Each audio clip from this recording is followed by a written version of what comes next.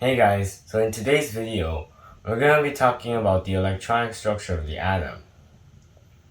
So while the fundamental particles were being discovered, 19th century scientists were very interested in the fact that if an element, or rather an atom of the element, is hit by heat or light, rather heat or electricity, it emitted light. This was really fascinating to them, since all sorts of colors could be made with different elements.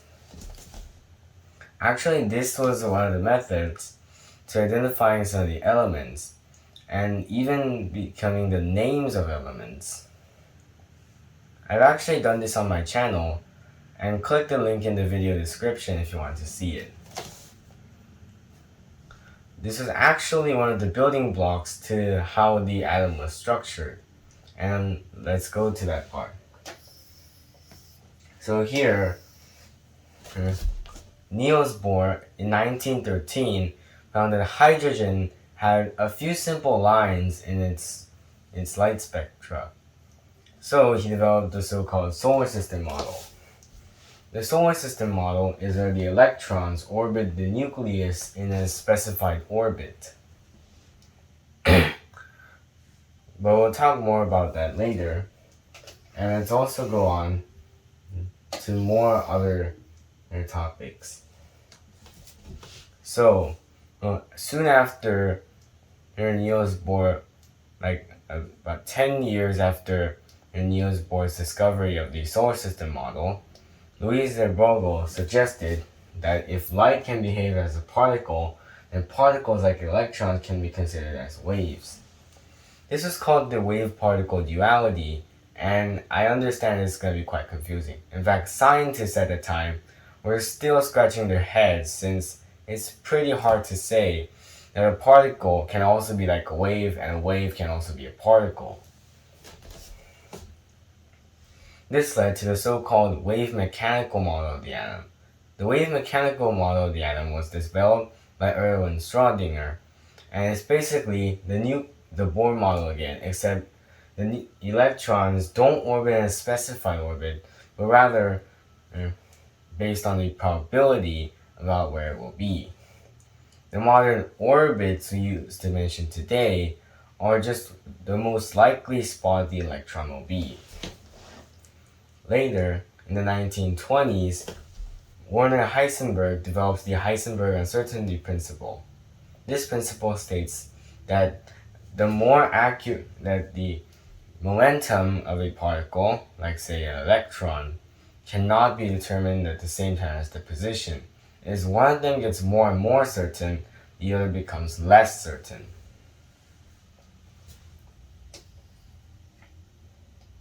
Now, again, going back to the electron structure of the atom, to understand how much energy is in each orbital and how scientists figured out how the atom looks like, we're going to have to understand something called the light spectrum. So this is basically how a light spectrum looks like. The light spectrum is basically just the various different light classified in different wavelengths. So there are 7 types of light: radio waves, microwaves, infrared, visible light, ultraviolet, and X-rays, and gamma rays. Now, they all have an energy, a frequency, and a wavelength. The radio waves have the largest wavelength, but also the lowest frequency. Also, radio waves have the lowest energy per photon. Good sources of radio waves are like AM or FM radio, and also radio waves can be found in the microwave. Now, I understand that it sounds weird that we don't see microwaves in the microwave, but still. Most of the time when an electron goes from one orbital to another orbital, we usually see things in the infrared, visible, and ultraviolet spectrum. If the electron releases the right amount of energy, it will release a color if it's too much, it's going to release UV, which of course it can't see, or infrared, which we also can't see. This is how a basic wave of light looks like. As you can see, it just kind of looks like tides from the beach.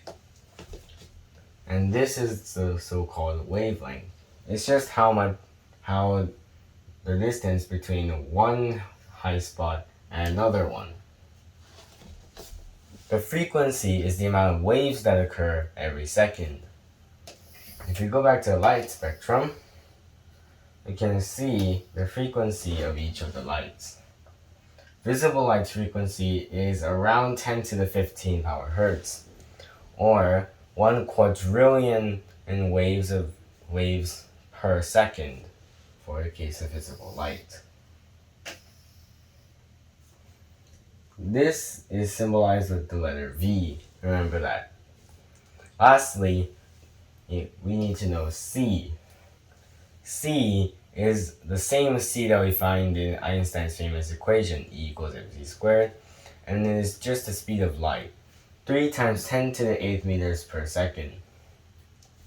Now keep in mind though that if a unit has -1 as its exponent, it's 1 divided by that unit. These three numbers make the equation wavelength times frequency equals the speed of light. So, let's try solving stuff. Let's say that our light has a frequency of 10 to the 20th power. So you know the frequency, 10 to the 20th power, times the wavelength would equal 3 times 10 to the 8th power meter per second.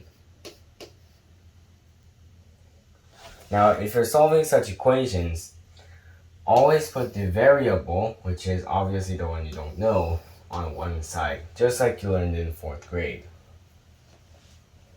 Next, you just go ahead and cancel some units, and voila, you get your answer. Next up, let's meet two things that Max Planck finds. So you will already see that these two graphs are here. The first one means that as energy of the light increases, so does the frequency. So the more waves you get per second, the light has more energy. That is per photon. The second graph shows that energy goes down as the wavelength goes up. So as the waves go farther and farther away from each other, the less and less energy you'll have. Also, Planck finds another thing, so-called Planck's constant, denoted by H. Planck's constant is 6.63 times 10 to the negative 34th power joules per second. And also, the energy of a light is Planck's constant times the frequency, or the wavelength, which is also the Planck's constant times the speed of light divided by the wavelength. Now again, I said earlier that each electron releases energy when it goes down and up its orbitals. How do we find that much energy? Well, we're gonna have to meet Niels Bohr again. Niels Bohr made an equation in the 1910s. This equation is that for an orbital number n, where 1 is the lowest, the energy of an orbital n is -2 pi times the mass of the electron times the charge of the electron to the 4th power divided by the orbital number squared times the Planck's constant squared. Now I know it sounds really long, so this is simplified. -2.178 times 10 to the negative 18th power divided by the orbital number squared joules. That is the amount of energy an electron has when it's in a certain orbital. The lowest is when the n is equal to 1. Because it is so low, it is called the ground state, because the ground is lower than a hill. When it gets more energy and not the ground state, it is so-called the excited state. And here's the amount of energy per orbital. As you can see, things get bigger and bigger as you go up. Now remember, these are negative numbers we're dealing with here. So as the exponent goes smaller, the negative number would actually get bigger.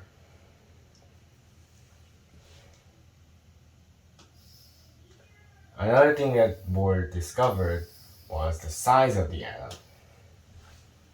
Again, this one was based on hydrogen, and it's the mass of the electron times the velocity of the electron is equal to the energy level times the Planck's constant divided by 2 pi radius. 2 pi r should probably be familiar to you because that's basically the circumference of a circle. If we just plug in some more numbers and a bit of math, we get that if n equals 1, in other words, the first orbital would be 53 picometers in the radius. This is actually correct since the radius of hydrogen is actually 53 picometers. Now let's move on to more about the wave mechanical theory of the atom. Now there are 6 things you should know when we're dealing with the wave mechanical theory. First, you need 3 numbers to understand more about the electronic structure of the atom. They are principal quantum numbers, so-called N, azimuthal quantum numbers, so-called L. Let me just choose another color. And lastly, the magnetic quantum number, ML. We'll go over what those are in a second. Now, there is a 4th number, so-called the spin quantum number, and we're going to go over it. However, you don't need to know it for the AP exam. Number 2, when you change the orbit of the atom, which ideally look like this, into an electron cloud. It's basically just this cloud where an electron could be anywhere, but it's very likely that it's in there somewhere. Again, the orbits that we usually talk about nowadays is just most likely where the electron would be. Okay, so number 3, orbits are placed with spherical electron clouds, which are simple geometric shapes. Number 4, electron arrangement is closely related to the periodic trends. This can help you learning about the periodic table. Number 5, change in energy between orbitals and atom size agree very well with the Bohr model. And number 6, the Heisenberg uncertainty principle is fundamental to the wave mechanical model. And here's the equation for it. The position times the momentum is the Planck's constant divided by 4 pi. Because the Planck's constant divided by 4 pi is always, constant, as momentum, that is the certainty of momentum, goes up, the certainty of position would have to go down. So let's apply some of our learnings. So there are 7 shells for an atom, at least as of now. The largest atom, which is currently oganescent, uses only 7 shells and 118 electrons. Each shell holds a specific number of electrons. Now, this would be our quantum number, which is, n. The amount of electrons it holds is 2n squared. So for any number of n, if we just square it and multiply by 2, we get the number of electrons it can hold. So as of now, shell number 1 can hold 2, 2 can hold 8, 3 can hold 18, 4 can hold 32, and so on. Now you may see that I put these asterisks here, and that's because, as of now, the 5th, 6th, and 7th orbitals aren't completely used up yet. Next, let's take a look at the azimuthal quantum number. It's basically just any number between 0 and the n minus 1. So, for shell number 1, L would be 0, which is the s orbital. Shell number 2, we have number 1 as the azimuthal quantum number, which corresponds to the p orbital, which can hold a maximum of 6 electrons. Third orbital has azimuthal quantum number 2, which corresponds to the d orbital, which holds 10. And lastly, the fourth row has 3, which corresponds to f, and can hold 14 electrons. Let's also check out the magnetic quantum number. Magnetic quantum number ranges from L, or the azimuthal quantum number, all the way to negative L. So orbital S is magnetic quantum number would be 0, P would be negative 1 to 1, and so on. And here are how all of the orbits kind of look like. Now the Polyexclusion principle states that only 2 electrons can go in an orbital. So it explains how the magnetic quantum number works.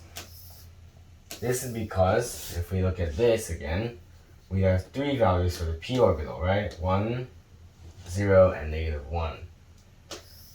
Again, here we have 3 shapes for the p orbital.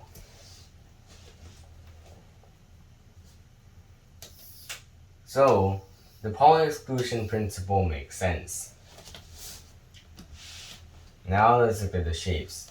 The s orbitals kind of look like there's a circle encircling the nucleus. The p orbitals, when you combine all 3, it looks something like this.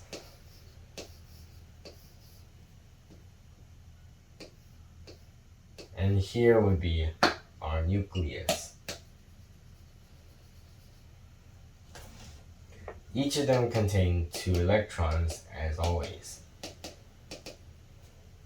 And lastly, the d orbitals would end up looking something like this. Again, there are 5 orbitals, so this again proves our Polyexclusion principle. Now let's look at the electron configurations of an electron. Now you should have seen here that there are S, P, D, and back there we have F. Elements have these shells, and they use it to put their electrons in order. So when we're writing the electron configuration of an element, we use this order. 1s, which is here and here, 2s here, 2p, 3s, 3p, 4s, 3d. Now you can see that it's kind of weird since 4s comes before 3d.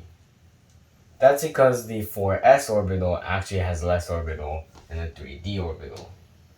Here is a 3d orbital, and here's the 4s orbital.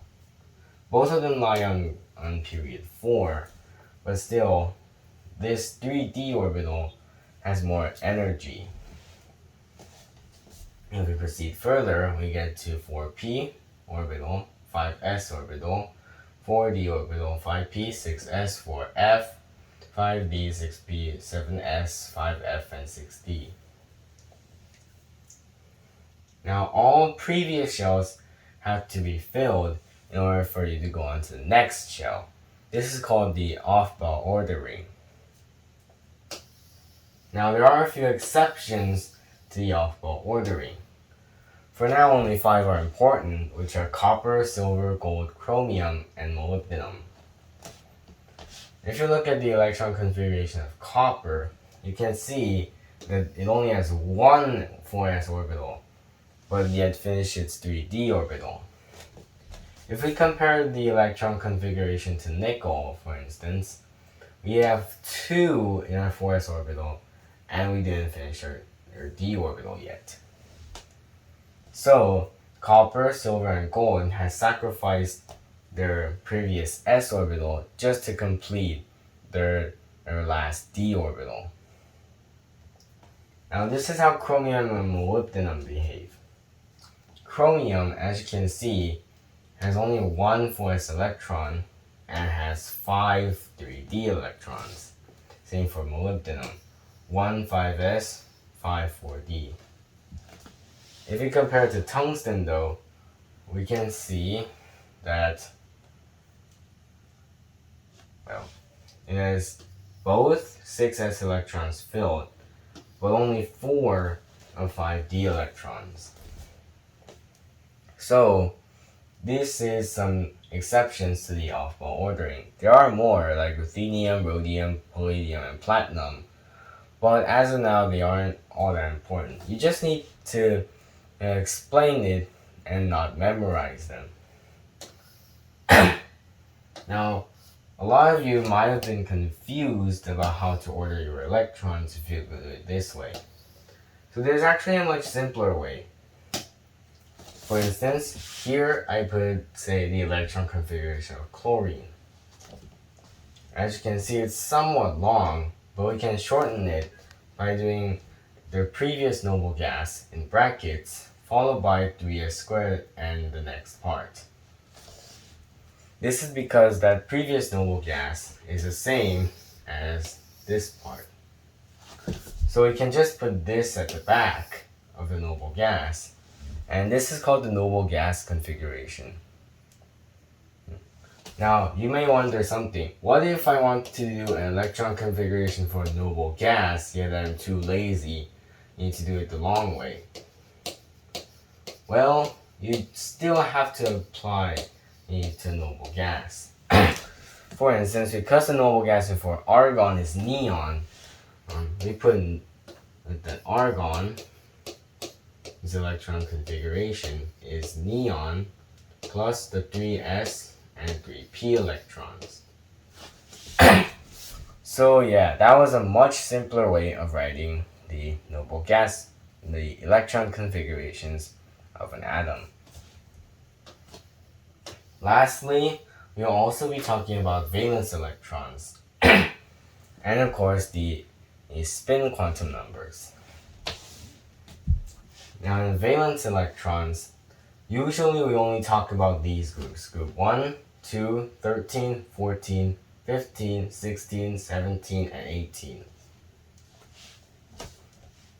These groups are probably one of the most easiest ones to memorize.